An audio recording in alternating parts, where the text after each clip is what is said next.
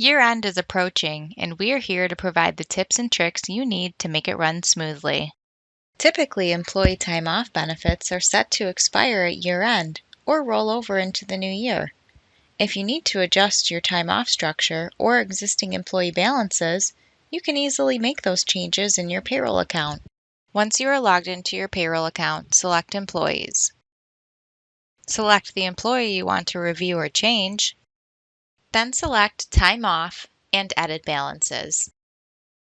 Change the earned year-to-date amount and/or the used year-to-date amount as needed. Once the changes are complete, select Save Updates. If further employee changes are needed, simply repeat the process and make any additional changes prior to running your first payroll of the new year. As always, we're here to support you if you have any questions. You can review our online help articles, launch an on-screen walkthrough, or watch a video.